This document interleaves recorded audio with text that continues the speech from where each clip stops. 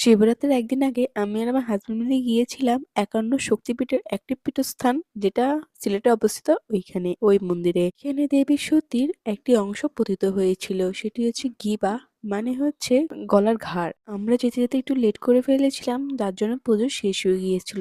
এখানে পুজো সকাল ৯টা বাজে শুরু হয় আর আমরা যেতে, যেতে পুরো দুপুর ১২টা বাজিয়ে দিয়েছিলাম। তো যার জন্য আমরা পুজোটা দেখতে পারলাম না। আবার পুজো শুরু হতে, হতে সন্ধ্যা ৫টা বাজে তখনই শুরু হবে পূজা।